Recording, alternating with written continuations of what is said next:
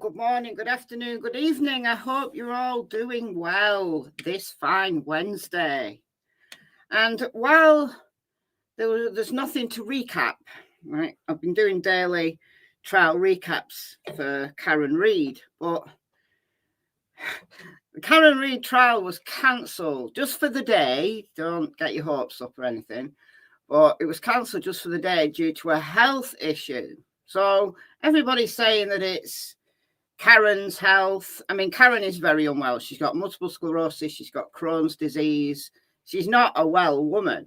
All right. But everyone's saying it's Karen. I'm not sure. I assume it's Karen, but we'll see whether the trial is back on today.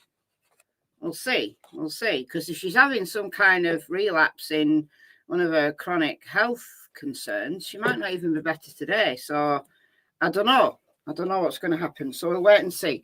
So whilst I've got like the little slot that I've been using for these trial recaps, while I've got that free today, I thought I'd cover this case. This is insane.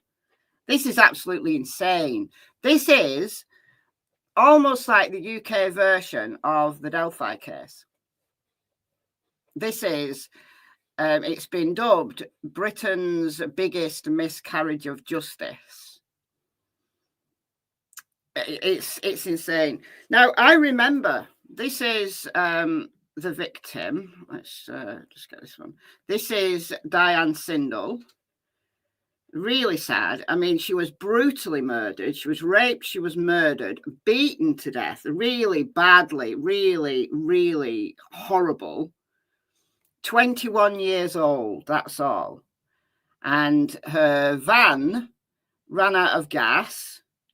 She decided to walk to the nearest gas station. And while she was walking there with her little petrol can, she was jumped, she was dragged down an alleyway, beaten, raped, horribly, horribly. And a dog walker the following morning found her body. So it was a massive manhunt for this killer. And the police finally got a break. And this guy, Peter Sullivan, was arrested based on an eyewitness seeing somebody that they knew as Pete running away or walking away from a local beauty spot where police had found some of the clothes that Diane was missing. She was found partially clothed, but the clothes that she was missing had been burnt at this local beauty spot, and police found these clothes, so they got this eyewitness. But then this witness couldn't ID Peter Sullivan. This is Peter Sullivan. They couldn't ID him. Like, it was back in the day, back in 1986 this was, and they did an ID parade and they couldn't ID him. So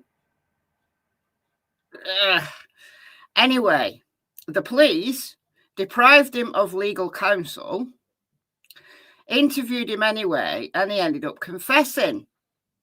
And then once he got legal counsel, he took that confession back. So obviously the cops were probably interrogating him to within an inch of his life, probably threatening him and all sorts.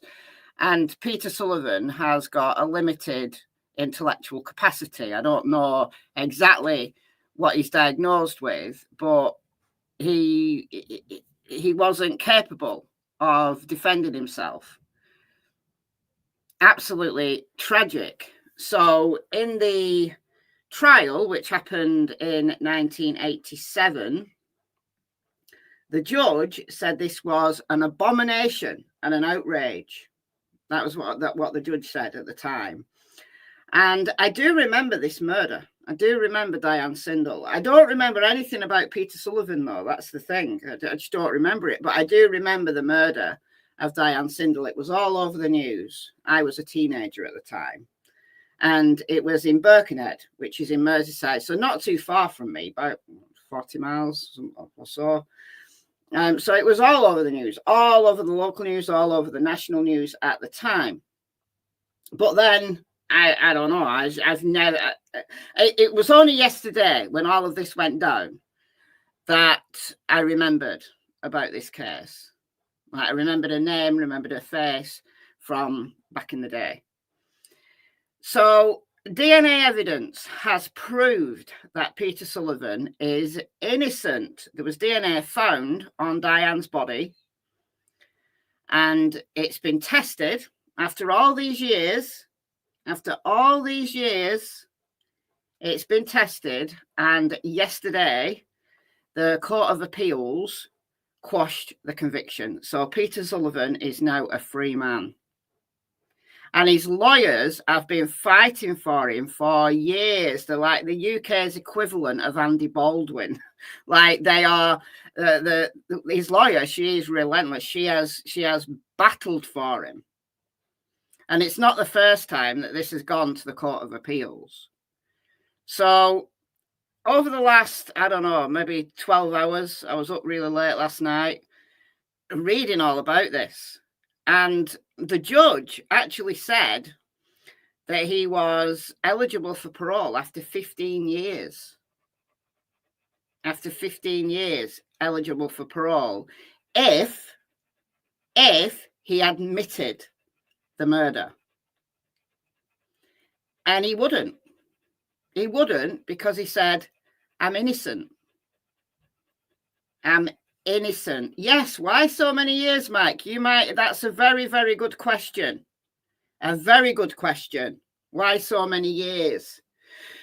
So I'm going to play a few pieces. I've got a Sky News clip that I'm going to play, and then I'll just share some of the media that's been coming out since the judge's ruling. And I'm sure if you're in the UK, you will have seen at least some of this. You can't miss it. It's all over.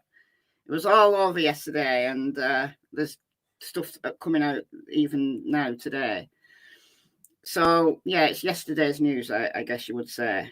But I'm going to play the Sky News clip first, because that gives a good overview. And it gives like breaking news. It gives interviews with various people. So this was breaking news 23 hours ago. All right, so I'm going to play this. It's a lot like the Delphi case. A lot like the Delphi case, yeah. That he, under duress, he confessed without any lawyer being present, denied the basics of the rights you have, you know, like in the US, UK citizens are entitled to a lawyer. If they ask for a lawyer, they're entitled to one. But no, I mean, this was back in 1986, but still, it's not that long ago. We're not talking about the medieval times here. We're talking about what should have been civilized society, even back in the 1980s. But anyway, I'm going to play this. And there's a little bit of the judge as well. Now, the UK is slowly getting its criminal justice system into the 21st century. And more judges are allowing cameras in courts for things like rulings and sentencings. And this camera that shows the judge is really good. It's not like some crappy court webcam. This is so clearly the cameras were in the court. So if anybody can find me the full hearing, I'd like to hear it. I don't think the full hearing is out, but I'd like to hear it. So, all right, we'll play this about 8 minutes. To bring you now, a man jailed for murder nearly 40 years ago has had his conviction quashed today at the Court of Appeal, potentially bringing an end to the UK's longest miscarriage of justice involving a living inmate. Peter Sullivan was found guilty of murdering 21-year-old Diane Sindall in 1987 But recent tests ordered by the Criminal Cases Review Commission reveal that Sullivan's DNA was not present in samples preserved from the time. The Crown Prosecution Service has said it doesn't dispute the results of the new forensic test. Let's bring in our correspondent, Greg Milam, outside the Court of Appeal in central London. Greg, tell us more. Yeah, Peter Sullivan was watching on a video link from Wakefield Prison in Yorkshire, a prison that he will now be released from as a result of that ruling just handed down by Lord Justice Holroyd. There will be no retrial. He will be freed because his conviction for that murder, the judges agreed, was unsafe. Peter Sullivan has always maintained his innocence for those nearly 39 years. He was in his late 20s when he was arrested for the murder of Diane Sindall. He's now in his late 60s. He was picked up a few weeks after that murder and sent to prison in 1987. He's repeatedly tried over the years to appeal against that conviction. Even back in 2008, he was told that it wouldn't be possible to retest any DNA from the time, any of the samples that were taken at the time. But the Criminal Cases Review Commission a couple of years ago changed that view, and new DNA testing was carried out on some of those samples, and it was found that Peter Sullivan's DNA was not on any of them. It was DNA of someone else. Someone else, in effect, was the killer. So Peter Sullivan wins that appeal today. He will be released from prison. And as you say, it brings to an end what is thought to be the longest running miscarriage of justice involving a living inmate. And here is the story of those nearly 40 years now. By the side of a dual carriageway is a memorial to Diane Sindall, it says, and all of our sisters who've been raped and murdered. It is nearly 39 years since Diane's body was found in an alleyway nearby. Her killing still haunts people here. A 21-year-old, soon to be married, and killed with such brutality in the middle of town. She'd left her part-time job at this pub on the Wirral.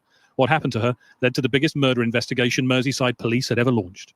The manhunt attracted nationwide attention, including a reconstruction on the BBC's Crime Watch of Diane's last known movements after her van ran out of petrol. Diane set out along Borough Road, walking away from the centre of Birkenhead in the direction of Tranmere. 8 weeks later, police arrested unemployed labourer Peter Sullivan. Now, 38 years after he was convicted of murder, that conviction's been quashed. It is thought to be the longest miscarriage of justice in British history. New tests of DNA evidence showed someone else was the killer. He has always maintained his innocence, but he's always been trying and working towards some form of a breakthrough that he could put forward for an appeal, and that DNA evidence was that moment for him. When he was told about the new DNA evidence, you know, he was just ecstatic, and we are very sensitive and respectful to the fact that there is a victim, Diane Sindall, and her family that, like I say, will be affected by this process. Nobody felt safe. It was a very scary time. The fear after Diane's killing led to the creation of this centre for the victims of sexual violence. When you sit and think about the trauma this guy's gone through for 40 years, it's quite horrific when we think what's happened. There's someone out there who murdered Diane Sindall, and the biggest fear we've got is of the unknown, and now we've got an unknown. We don't know who knows who this person is. We don't know who this person is. We don't know where we're going to encounter him. We might have encountered him. We don't know. We just know that he's out there. Merseyside police say there have been significant developments in the use and understanding of DNA evidence, something that was in its infancy when Diane was murdered. They are now investigating who that new DNA profile belongs to, and are asking all of those identified in the original investigation to provide a DNA sample. It's a murder that to this day sends a chill through this community. Justice for Peter Sullivan has taken nearly 4 decades. The search for justice for Diane Sindall goes on. Greg Milam, Sky News.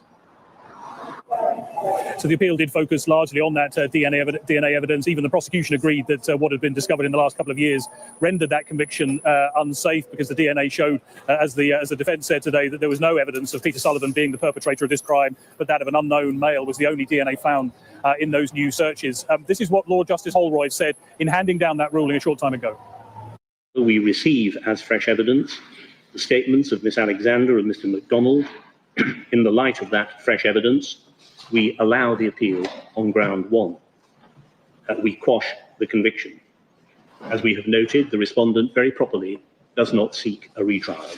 The appellant must therefore be released from custody. Now, there were other questions that Peter Sullivan's legal team raised, questions about some evidence of bite marks on Diane Sindall's body. That wasn't given as a reason for allowing this appeal to go through. Questions also about whether Peter Sullivan had been given proper legal advice when he was questioned by police. He's someone of limited intellectual capability, they heard in court today. Again, not quashed on those grounds, but on those grounds of the DNA. And as I say, Peter Sullivan watching on a video link from prison in Wakefield. He will now walk free from that prison. Greg joining us in central London. Thank you so much. Let's also take you to Birkenhead, shall we? Our North of England correspondent, Katerina Vitozzi, joining us. And Katerina, just take us back to 1987 and those original investigations that started this 38-year journey. Yes, a 38-year journey, which people in this area remember vividly. The ferocity of that attack on 21-year-old Diane Sindall, who had just finished a shift at a pub where she was working part-time as a barmaid. As you saw in Greg's report, she had run out of petrol. Her little blue Fiat van left on the side of the road while she went out to walk to a nearby petrol station when she was then attacked. We're standing near the site of that attack, and behind me there is a small memorial which has been in place for many years, which people on this busy road now pass every day, and a story that they know. And in the last few minutes, people passing, and I've spoken to people asking them their reaction to Peter Sullivan now having his conviction quashed. They said it's simply disgusting that a man has been in prison for 38 years, and now that chilling sense that there may indeed still be someone within this community who was guilty of that horrendous attack on a young woman. Merseyside Police, well, from them today, still no official response. However, they have already reopened the investigation. They have said previously that they will be reinvestigating old lines of inquiry, informed now by this new DNA evidence which led to Peter Sullivan having his conviction quashed today. But certainly in this area, Diane Sindall's death is a tragedy and an attack which reverberated around this community and shocked so many. Today, 38 years to hear that the man they had thought was guilty of all that time, of that crime, to have that conviction overturned. One woman told me, well, she thought to know that in his heart all these years that he knew he hadn't done it. There's no words that could ever go to explain how he'd be feeling. And now that question in this community, so close to where that attack happened, is will they ever find out who was guilty of that crime? Live in Birkenhead for us there. Katerina, thank you so much. And there you go. My neighbour's drilling or something out the back. So if you can hear noises, it's that. Look. This is Peter Sullivan's original mugshot. And it just looks totally, I don't know, in shock. In shock. Compensation? I hope so. I hope so. But the thing is, you know, it's destroyed Peter Sullivan's life. He's now in his 60s.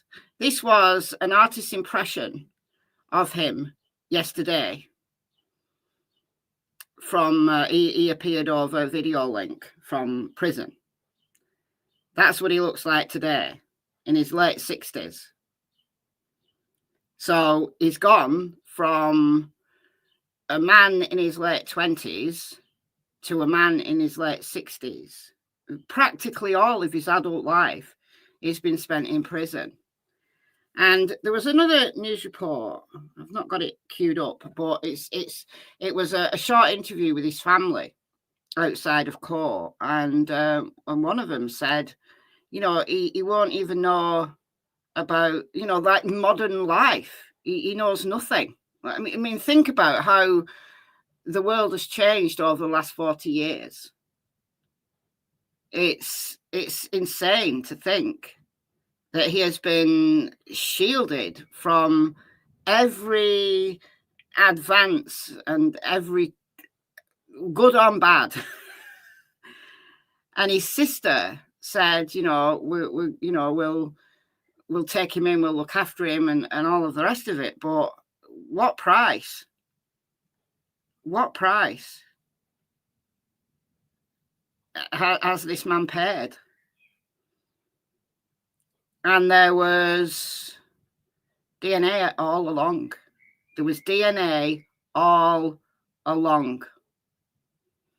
And it was tested 2 years ago. So why did he do an extra 2 years in prison? If they've known the results of this DNA for 2 years, why has it taken 2 years for it to get through the courts of appeal?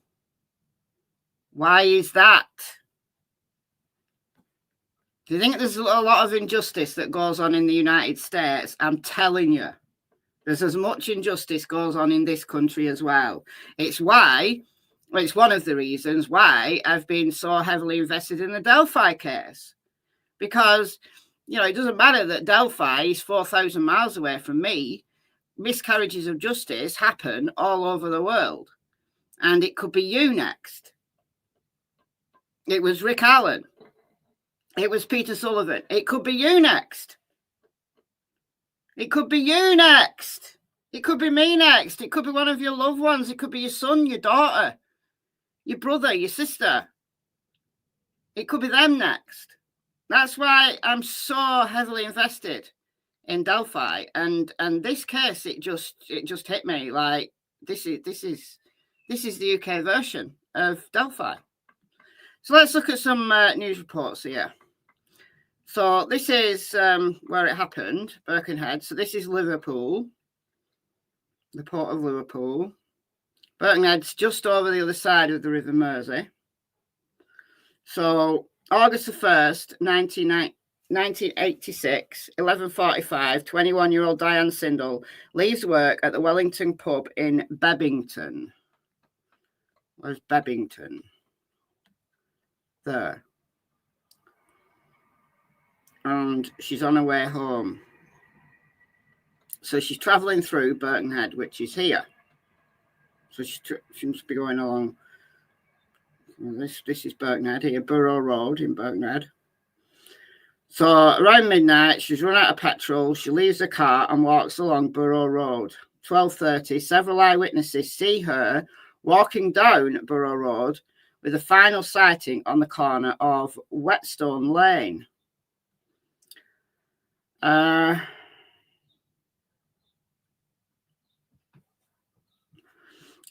read somewhere, I've read so much over the last 12 hours, I can't remember where I've read it, but the eyewitnesses at 12:30 thought she was arguing with somebody.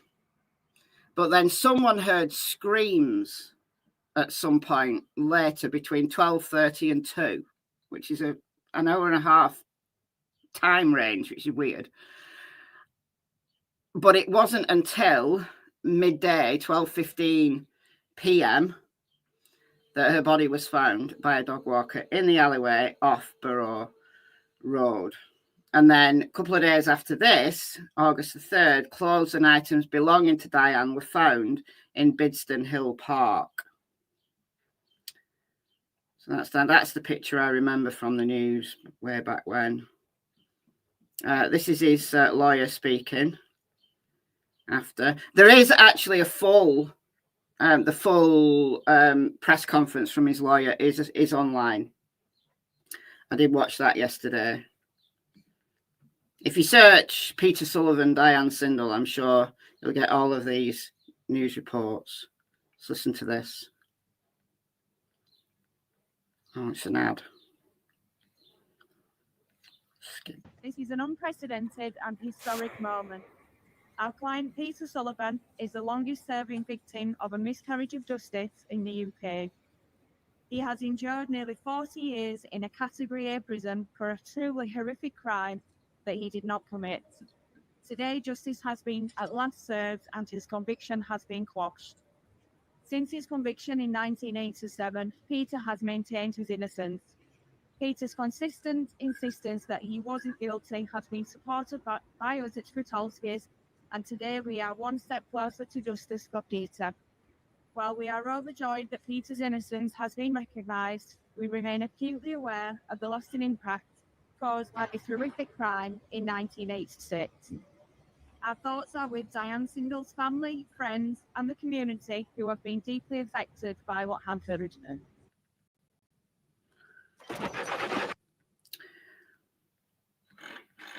Why will it not let me move? Oh, I've got to go out. Okay. Look,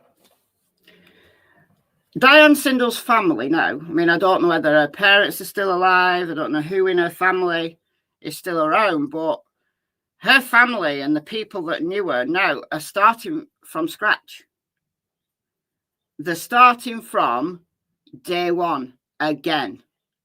Like, having gone through a police investigation, gone through a trial back in 1986 to 1987. And now, after all this time, knowing that the man that they would have hated, in their heads, they would have hated him. And now they know he's innocent.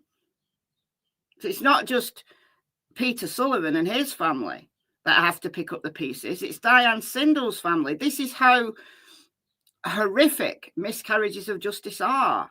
You can't just put someone away and say, job done, because if justice is not served, then sooner or later, all the bricks come crashing down. Sooner or later, you would hope in a civilized country that injustice will be righted. And unfortunately, Peter Sullivan has had to wait 38 years for it. But how many more cases are there where there's evidence that can now be tested and will free people who were imprisoned in a time when DNA evidence wasn't widely used? I mean, look, 1986, the police were starting to use DNA. However, the testing of it has come on in leaps and bounds over the last few years. So minute specks of DNA now can be tested and profiles gotten from them. So because of that lack of technology, then how many more cases are there? How many more cases are there?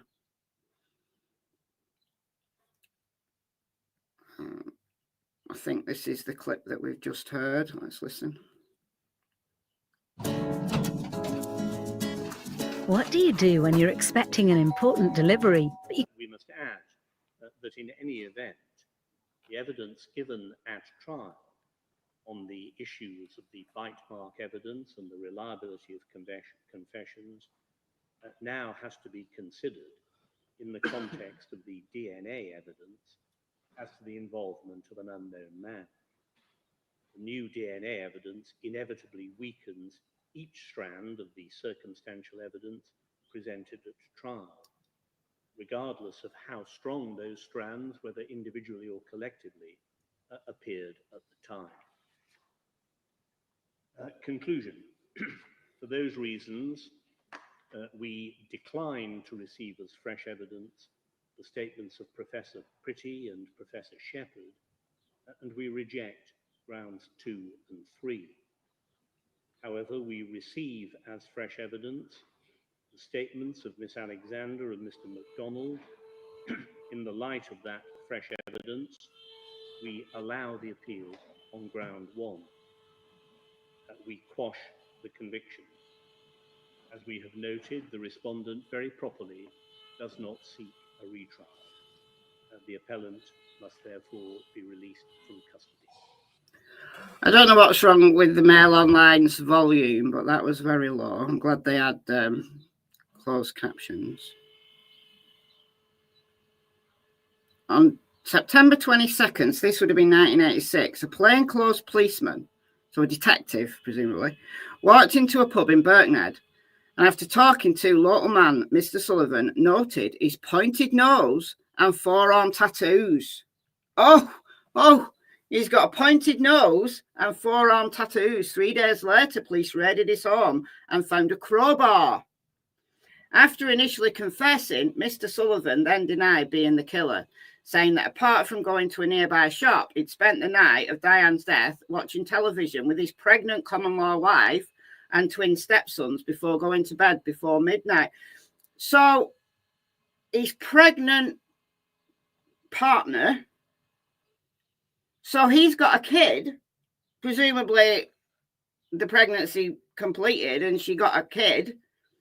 So he's got a child now who's what, 30 or nearly 40 years old, who has lived their entire life with their dad in prison for a crime he didn't commit. That's what I'm taking from this. So he's charged with murder. But again, when he confessed, they probably interrogated him to within an inch of his life, and he was denied legal counsel. But then, at the trial, Liverpool Crown Court, which began in September 1987, the prosecution said that bite marks found on Diane's body proved Mr. Sullivan was the murderer, earning him the nickname the Wolfman. They got a dentist. Now, this reminds me of the testimony we might be hearing in the Karen Reid trial about Chloe, the German Shepherd, and bite impressions from Chloe, the German Shepherd. Oh, dear God. So a dentist testified that Peter Sullivan's teeth matched the bite marks on Diane Sindall's body.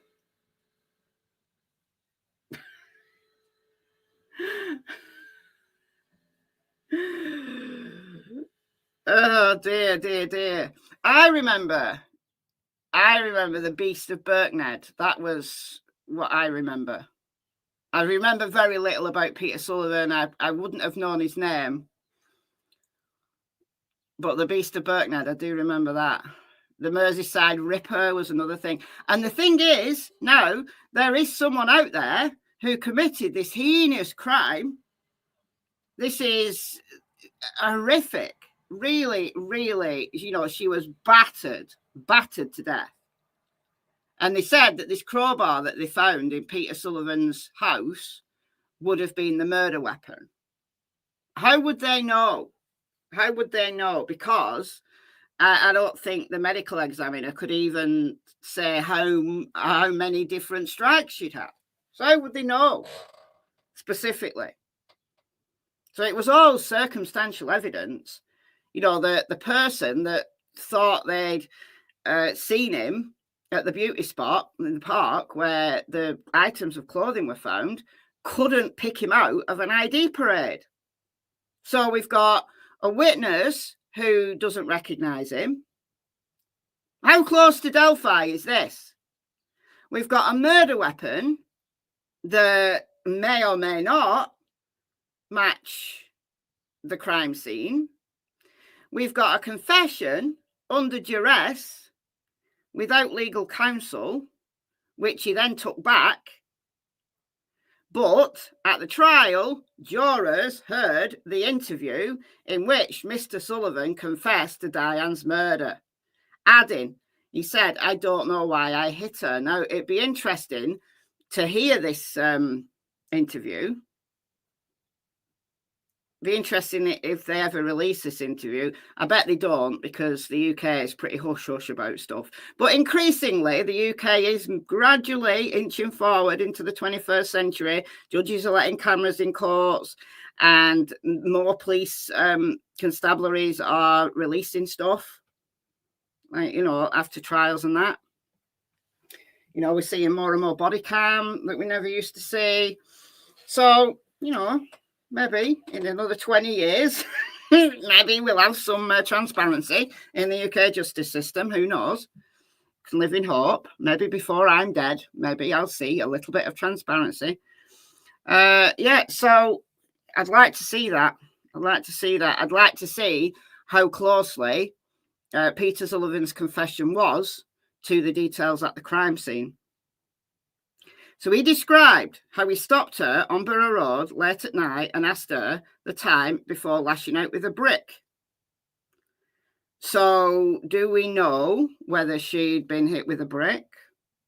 We probably don't know whether she'd been hit by a crowbar either. But if he said he hit her with a brick, but then they took the crowbar from his house and used that as the quote-unquote murder weapon, well, that's a problem, isn't it? Mr. Sullivan later said he'd been pressured into confessing. Of course he had. Why would I go out and kill a girl like that, only 21 years of age? She's got a lot to live for, he told police. I've got no reason to go out and kill anybody. But I bet the jurors didn't see that. I bet the jurors only saw the interview where he confessed. So all you guys who think, oh, he confessed in the Delphi case, why don't you do a little bit, just a tiny bit of research on false confessions? Why not? Why not do that? During the trial, the judge was forced to dramatically halt his summing up. Get this. During the trial, the judge was forced to dramatically halt his summing up after a Mr. X, who has never been named, came forward to claim responsibility for stealing Diane's handbag, cash, clothing, and her earrings after stumbling across her dead body at 6 a.m. So Mr. X came forward, maybe thinking, oh, maybe I could say that, you know, if they ever test my DNA or ever find any evidence of me being there, I could say that, yeah, I stole her stuff. So I came across the dead body and stole her stuff. Okay. The man also admitted he was the person spotted running away from Bidston Hill after setting fire to Diane's belongings the day after the killing.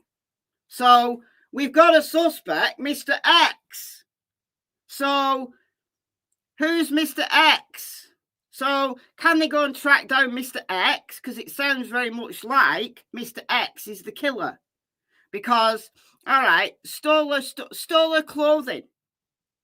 So she was found in a T-shirt and a bra was still on. But the rest of her clothing was taken and burnt. So why would you come along at 6 a.m. and steal clothing? What did he do? Like take it off her body and then go away and burn it? Or did he see the clothing screwing about on the ground and thought, oh, I need to tidy this away. Let me go to the park and burn it. It sounds to me like Mr. X is the actual killer. So why on earth, when the judge had to stop his summing up, why was the trial not voided at that time? Why was a mistrial not declared at that time? Why? Surely this is new evidence. Surely this is new evidence. Mr. X was arrested and interviewed several times by police who concluded that he could not have been the killer because analysis of his teeth impressions did not match those found on Diane's breasts. So it came down to the dentist saying that subjectively, presumably, Peter Sullivan's dental impressions matched the bites better than Mr. X. So Mr. X was let go. Mr. X, the likely killer, has been out there for 40 years nearly. Mr. X maybe has committed more crimes. If you're prepared to rape someone with such brutality that you beat them to death, what else has Mr. X done over the last 4 decades? Was Diane actually killed with a brick? I don't know. I don't think they could tell. Like she was so badly beaten. The mystery man later withdrew his evidence and said he had made up the claim after reading newspaper reports and hearing details from a police and hospital source. Okay. Mr. Sullivan was convicted in November 1987 with a judge describing the murder as an abomination because of the brutality, ferocity and obscenity of the attack. He was told he would have to serve a minimum of 15 years before he would be considered for release. But release was contingent on him admitting to the murder, which he always refused to do, meaning he stayed behind bars. So he wasn't eligible for parole until he admitted it. And he's not going to admit it because he didn't do it.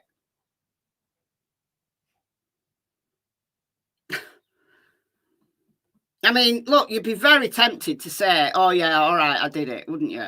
Just to be released on parole. Just to be able to sleep in your own bed, you'd think, maybe I'm going to say I did it, even though I didn't. But then again, you would think, why should I? Why should I say that I did something so heinous when I didn't?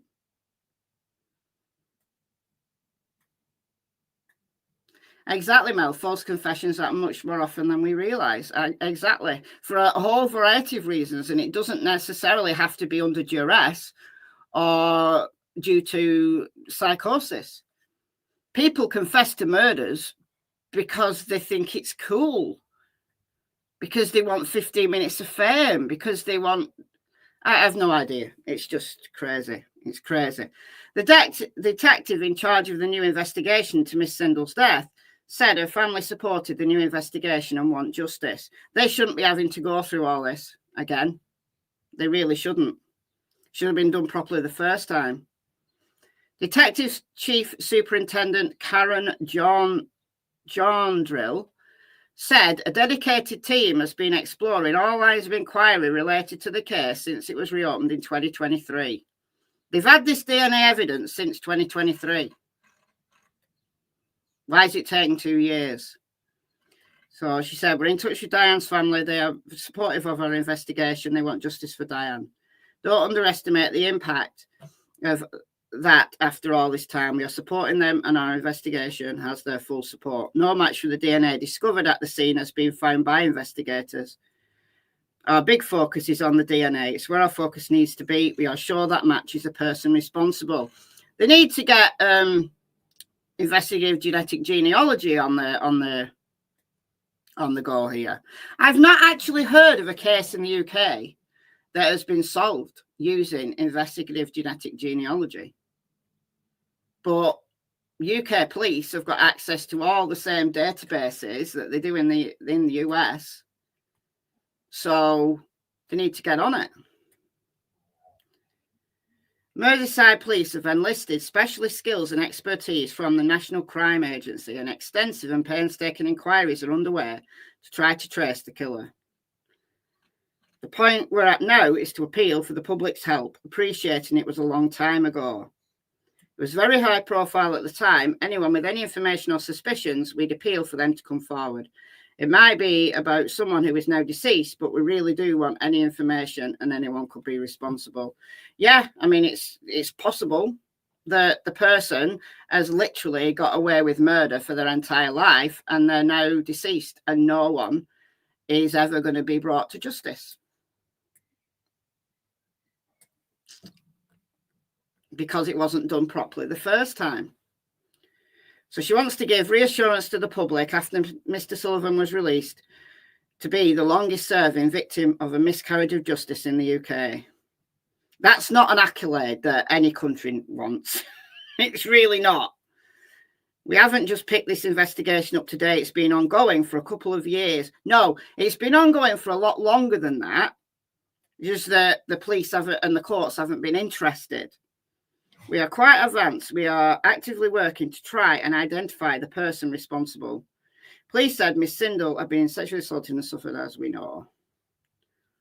Another 7 women came forward to say that they had been subjected to sexual assaults in the same area. Now, Birkenhead was really rough in the 1980s, really rough. I don't know whether it's still rough. I think there's probably areas around Birkenhead that are still rough. The crime rate was really high back then in that area. But 7 other women. So how well were they investigated? Was there DNA on their bodies, which can now be tested? Because what if Mr. X or another Mr. X, the actual killer, committed a whole variety of rapes and sexual assaults and then decided that he'd up the game a bit and start murdering people? So what if these assaults were Mr. X? Does the DNA match? Have they bothered to test any of it? Does it match the DNA found at Diane Sindall's crime scene? Because it's highly likely, given the brutality of Diane Sindall's death, it's highly likely that that wasn't the first time that that killer had done something heinous. I'm not saying he'd murdered before. What we see with these freaks of nature is that they start low level, and then as their confidence increases and as their need for the power and control that they feel increases, their crimes get more and more and more violent, more serious. So to me, all the unsolved sexual assaults in that area need to be reopened and investigated.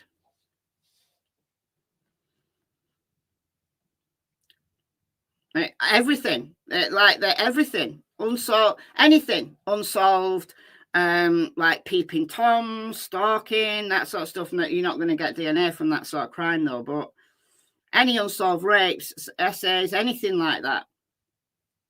Open the book. Open the book. Open the book. The car. So there's a car, a white Ford Sierra. So detective appeal at the time for the driver of a white Ford Sierra to come forward. The car was parked in a bus stop lay-by on Borough Road across from the alleyway where the body was found. And I bet you any money that Peter Sullivan wasn't driving a white Ford Sierra. Diane's murder sent shockwaves through Birkenhead when it happened. I would appeal for anyone who lived in the area at the time, there's any information, to come and help us. Okay, anyone with any information can contact Merseyside Police on 101, quoting incident reference. Oh God, 23 000 584 997 via the website or social media, or by calling Crime Stoppers anonymously. You can do it anonymously. Do it anonymously. 0800 555 111. All right, what's Sky have to say? I mean, a lot of these news reports are the same. We've probably heard some of fluffy crumpets. Only 45p at Tesco. Ideal for delicious crumpet French toast. Are you going to let me skip? Dessert. Why are you not letting me skip? Disguised as breakfast. Sweet. I don't want to listen to That's about true Tesco. value. Away. Only 45p at Tesco. Crumpets, Every look. little helps. Crumpets. By the side of a dual Oh, no, carriageway we've is a not finished. memorial Maybe we to are. Diane Sindall, it says, and all of our sisters who've a 21-year-old murder investigation Merseyside police had ever launched. The manhunt attracted nationwide Oh, attention, no, we've not seen this including a reconstruction on the BBC's Crime Watch of Diane's last known movements after her van ran out of petrol. Diane set out along Borough Road, walking away from the centre of Birkenhead in the direction of Tranmere. 8 weeks later, police arrested unemployed labourer Peter Sullivan. Now, 38 years after he was convicted of murder, that conviction's been quashed. It is thought to be the longest miscarriage of justice in British history. New tests of DNA evidence showed someone else was the killer. He has always maintained his innocence, but he's always been trying and working towards some form of a breakthrough that he could put forward for an appeal. And that DNA... She's the UK's Andy Baldwin. She stuck by him for years. DNA evidence was that moment for him. When he was told about the new DNA evidence, you know, he was just ecstatic, and we are very sensitive and respectful to the fact that there is a victim, Diane Sindall, and her family that, like I say, will be affected by this process. Nobody felt safe. It was a very scary time. The fear after Diane's killing led to the creation of this. I'd say we've seen that bit. You know, we've seen the rest of this, I think. Okay. See if there's anything new. Okay, this is about his appeal. Mr. Sullivan, who was jailed in 1987, has always maintained his innocence and first tried to challenge his conviction in 2016. But the Criminal Cases Review Commission declined to refer the case, and he lost his appeal bid in 2019. 2 years later, he again asked the CCRC to refer his case to the appeals people. I don't even know the process of appeals in the UK. I just don't know. And new tests ordered by the commission. So, all right, okay. So it goes to the CCRC in 2016, and then he loses appeal 3 years later. And then 2 years later, so what, 2021, they decide to do some testing. So they've had these samples all these years, But yet they denied his appeal in 2019 when the technology was there to do DNA testing.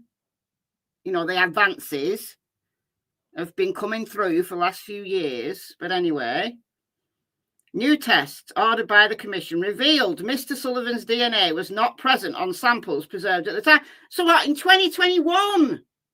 I thought they tested them in 2023. But no, it looks like this is 2021, 4 years ago. So why has it taken 4 years for this man to be freed if they know his DNA was not present on samples?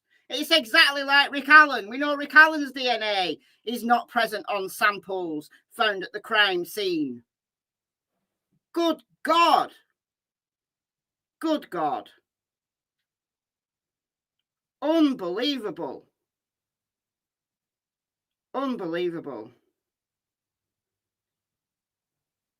I can't get over just how bad this is. A relative in court wept as the judgment was read out. The truth shall set you free. It will. If anybody bothers to investigate the truth, though, that's the thing with the criminal justice system. In a statement following the ruling, Mr. Sullivan, now 68, said, so this was via his lawyer, I lost my liberty 4 decades ago over a crime I did not commit. What happened to me was very wrong, but does not detract from what happened. Was a heinous and most terrible loss of life. He added, it said the truth shall set you free. It's unfortunate that it does not give a timescale as we advance towards resolving the wrongs done to me. I'm not angry, I'm not bitter, I'm simply anxious to return to my loved ones and family as I've got to make the most of what is left of the existence I am granted in this world. Outside court, Mr. Sullivan's sister, Kim Smith, said she was ecstatic at seeing her brother's conviction quashed. She told reporters, we lost Peter for 39 years, and at the end of the day, it's not just us. Peter hasn't won, and neither have the Sindall family. They've lost their daughter. We're not going to get her back. We've got Peter back, and now we've got to try to build a life around him again. We feel sorry for the Sindalls. It's such a shame this has had to happen in the first place. That's not a link. That was a link. Let's see if that's different. This is Wix Studio, built to meet any brief. When the brief calls for complex structure, let AI map. There's someone out there who murdered Diane Sindall. Oh, no, It's nearly 39 years since Diane Sindall. Innocence was that moment for him. Well, there is an interview with her. That's his sister. Barristers for the Crown Prosecution Service said the DNA evidence was sufficient fundamentally to cast doubt on the safety of the conviction and that there was no credible basis on which the appeal can be opposed. Lord Justice Holroyd, that's the judge, sitting with Mr. Justice Goss and Mr. Justice Bright. Justice Goss gets everywhere. He's always like on appeals. Whenever I hear appeals in the UK, Mr. Justice Goss is always there. Said in light of the new DNA evidence, it's impossible to regard the appellant's conviction as safe, and he quashed the conviction. So now we know that they're carrying out inquiries. Nobody felt safe. No, well, how many more? How many more? Right, the last one I'm going to show you is the BBC.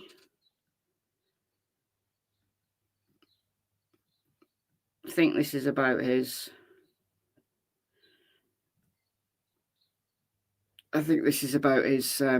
Appeal. So we've heard about the CCRC, statutory body set up to investigate potential miscarriages of justice, referred Mr. Sullivan's case back to the appeal court last year after fresh DNA testing found a DNA profile pointing to an unknown attacker. So last year, so we're getting conflicting stories in the media here.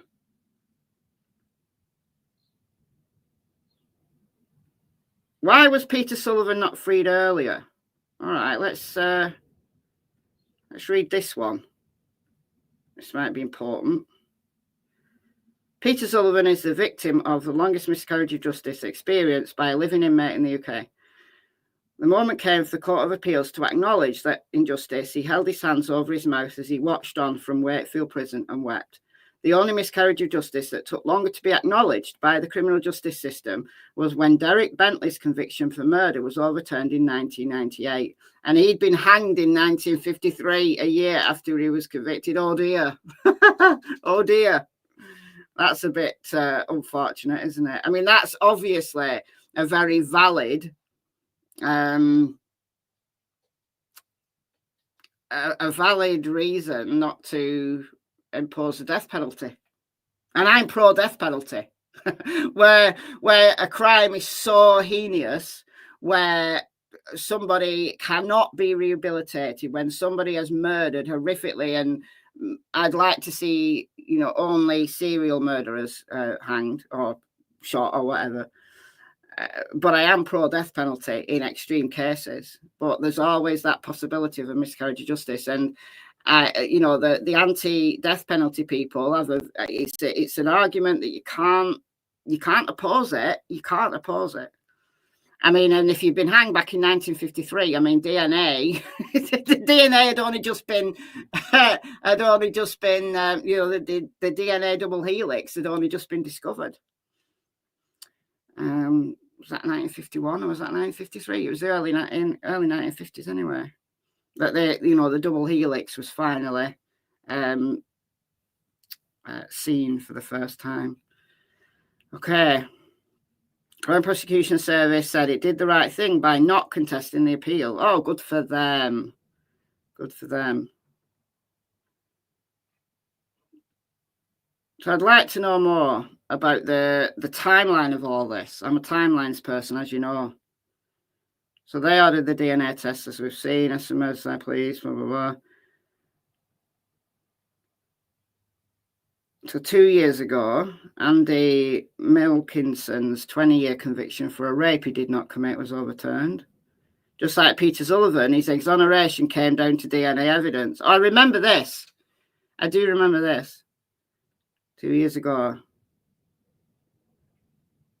Okay, right. Good timeline. Timeline. 2008. So back in 2008, 21 years into his sentence, Mr. Sullivan applied to the CCRC for help. He specifically asked if it would look for DNA evidence that could exonerate him, evidence that would point to an alternate suspect. The science of genetic fingerprints was then around a decade old. No, it was more than that. No, DNA testing has been around more than, like, what? So 1998? No, it's been around longer than that. However, the techniques originally were quite rudimentary. The science, okay, the YSTR technique led to the discovery of the profile that ended Peter Sullivan's ordeal, but not in 2008 when he first asked for help. So they've literally tested the Y chromosome. You see, when you do YSTR testing, you don't even need a full profile. Back then, the available test was limited, and the CCRC was told by forensic scientists that they were unlikely to be able to recover any useful DNA. So Mr. Sullivan's application was rejected. So look, it's all about the advances in technology. So again, I'd just like to say that all cases where there is a question around the DNA, all of those cases need to be retested. They all need to be retested. What year was the offered a deal release if you admit to the crime? At sentencing. That was the judge's sentence. That he could be eligible for parole after 15 years if he admitted to the crime.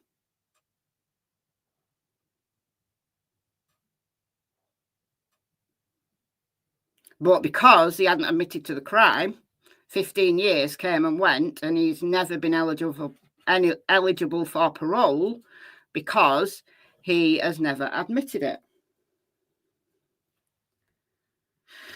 Okay.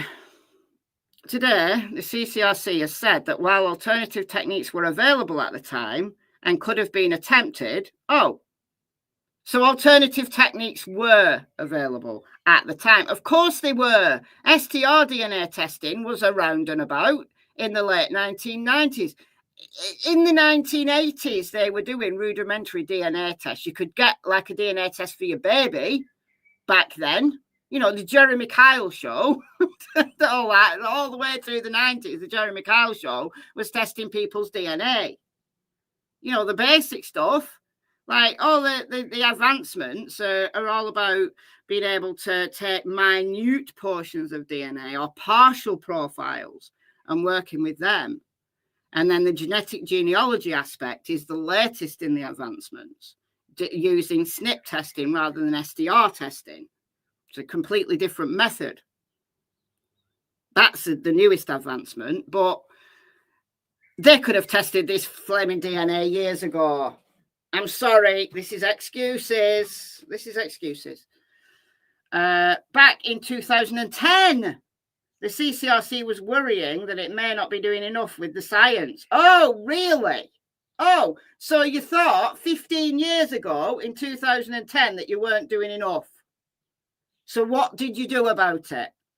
It's been put on notice that it missed an opportunity in the case of Victor Nealon, a man wrongly convicted of attempted rape in a very similar and earlier circumstances to Andy Malkinson. Mr. Nealon, like Mr. Malkinson, was cleared thanks to DNA work by his lawyers, not the CCRC. So this is some government body who's like, oh yeah, well, let's twiddle our thumbs for another 15 years. And the defense lawyers are working for these people, knowing full well they are innocent and will, you know, stake their reputations on it, will probably work for free to do this. And it's the defense lawyers that are standing up for these people. And it takes years to get anybody to listen. And it should not be like that. DNA tests are easy these days. If there's DNA at a crime scene, it can be used and it can be tested and it can free people, including Richard Allen. And so it planned to launch a review of serious cases it had turned down, but it never took place. In 2019, now 32 years into his sentence, twice the minimum term the trial judge ordered him to serve behind bars, again, because he wouldn't admit to it, Peter Sullivan tried to go back to the Court of Appeal. He asked if it would look at whether disputed bite mark evidence, part of the case against him, was reliable. He also, remember, Mr. X, who confessed, was let go. No further action because his bite marks didn't match the bite marks on Diane Sindall's body, while Peter Sullivan's bite marks did. Very scientific. Sounds like something the state of Indiana would use to convict someone. Okay. He also wanted it to consider an expert report that his low intelligence and suggestibility meant his confession in a police interview should not have been featured in his trial. Yeah. Without legal counsel, absolutely. These days, not only would you have a lawyer present, you'd also have a, what do they call them? An appropriate adult, I think they're called. Like if you've got like learning difficulties or you've got some kind of vulnerability, then you're allowed another person who's not a lawyer. It could be a family member. It could be someone in the court, somebody, an appropriate adult who can step in addition to your lawyer. Like if you can't read and things like that, is or if English is your second language, or there's a whole host of ways that you can have an appropriate adult present these days. Took the Court of Appeal more than 2 years to reject the application. What do these people do all day? I would like to know what these people do all day. It took the Court of Appeal more than 2 years to reject the application, concluding that Mr. Sullivan was out of time. Out of time? There's no statute of limitations on appeals here for murder. What are you talking about? That's another lie. That's a lie. And his points could not undermine the totality of the prosecution's wide-ranging circumstantial case. What? So no witnesses? The witness that they did have couldn't ID him.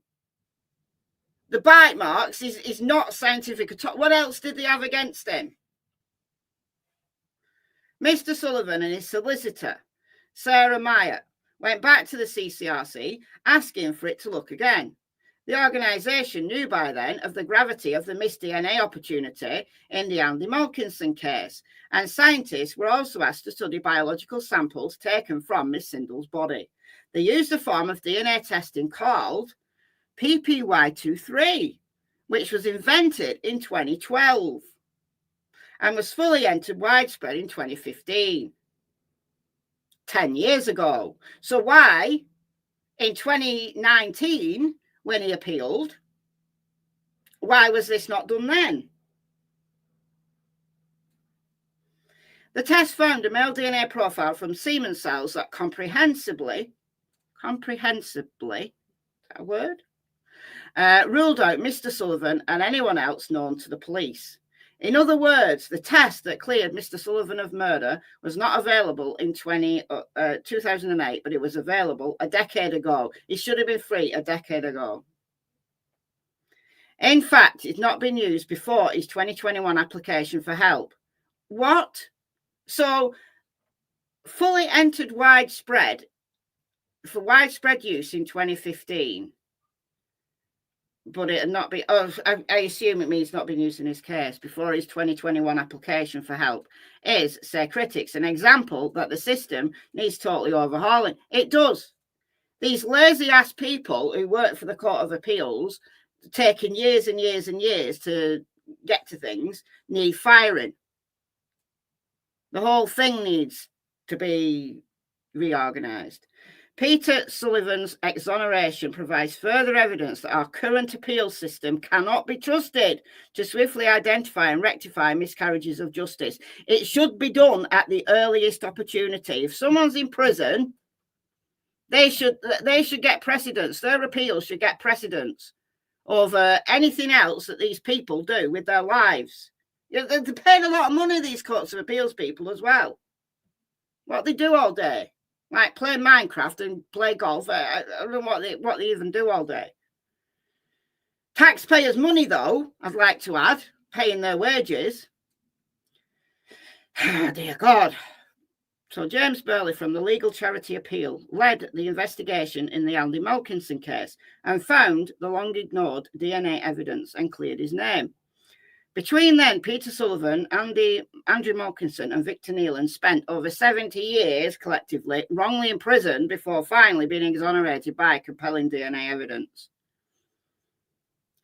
Each as their own case had their cases previously rejected by both the Courts of Appeal and the CDRC, the institutions which are meant to act as our justice system's safety net. Of course they're not. The government institutions, they're there to bolster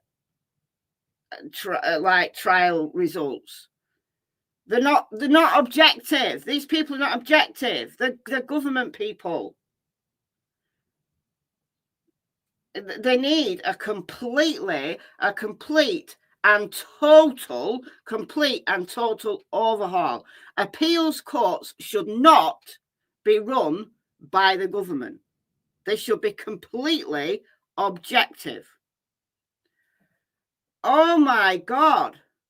Krista, that is astonishing. $199.99 in honor of your dad. Oh, let me put that on screen. Thank you. In honour of my dad, 3/3/1937 to 4/23/2025. Oh, bless him. Thank you, Krista. That's unbelievably generous. Unbelievably generous.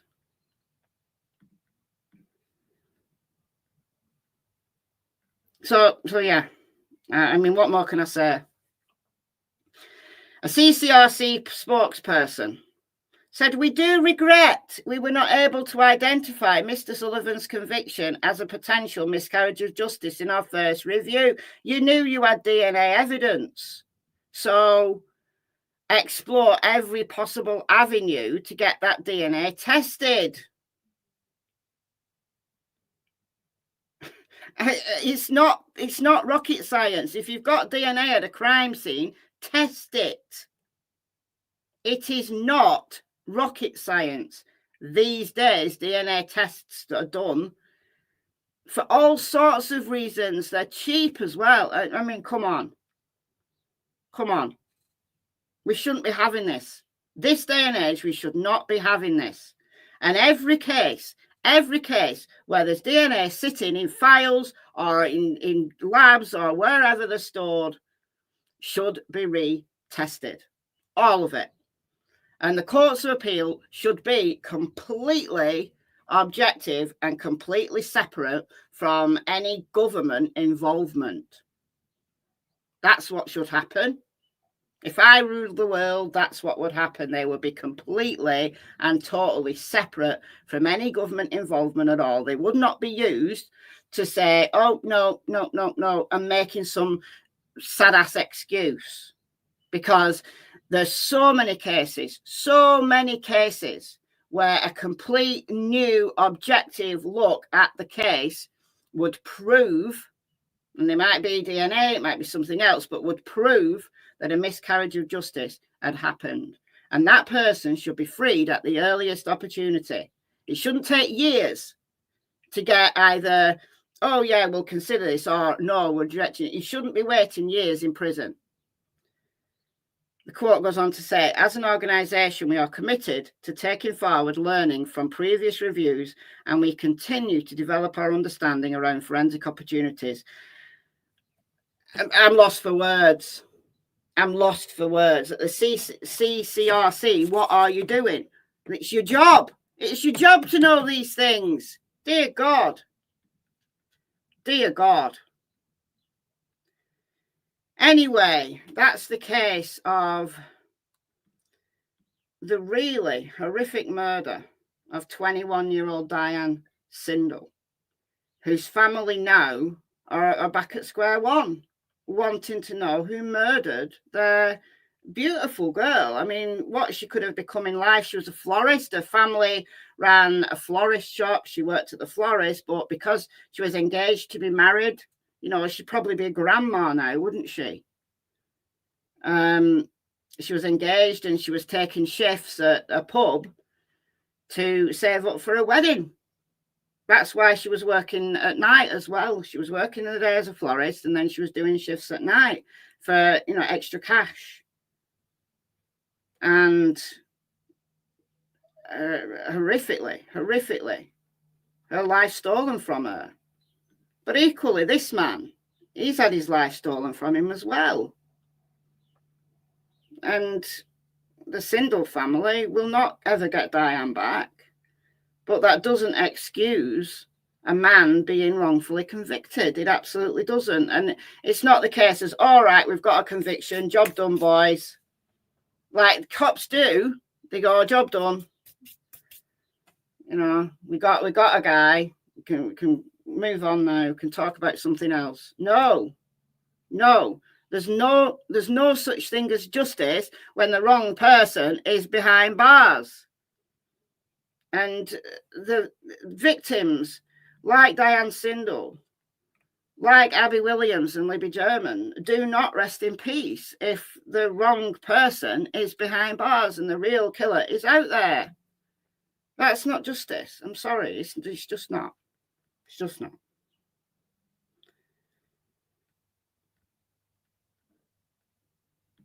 Diane looks a bit like Jojo Dullard. I don't even know who that is, Mike. I really don't know who that is. Do we have an Innocence Project equivalent in the UK? Yeah, we do. I mentioned appeal. I don't know which article it was in now. But yeah, there are organisations that are the equivalent of the Innocence Project. Don't know which article it was in. I've just read it before.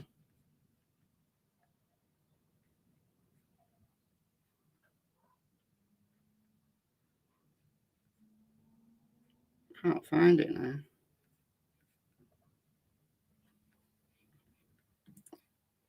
It might be in this one.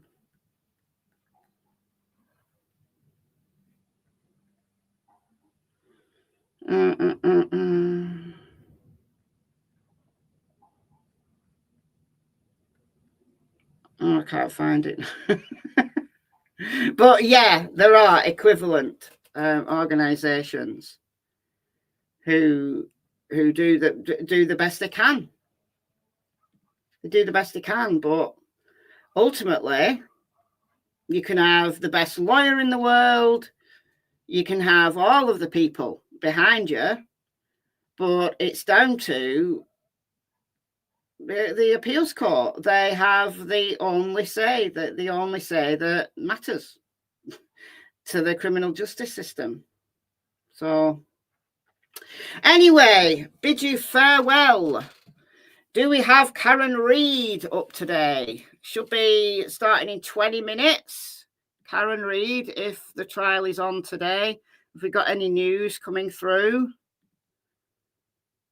We've got the court feed set up on Court TV. So hopefully, 20 minutes, just enough time for me to feed the dogs and get some lunch, because I've not eaten yet today. I've had some fig rolls, so I guess I have eaten. I've had like 4 fig rolls, but some actual proper food. And then I can sit down and listen to the trial all day. Is she still well? I don't know. The court feeds up though, so if I'm just going to have a look on Twitter to see if there's any news.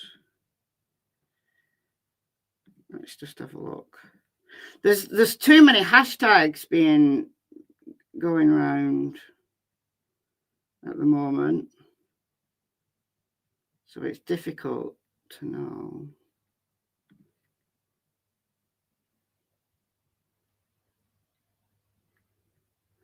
Oh, apparently John's niece and nephew could be possibly testifying today.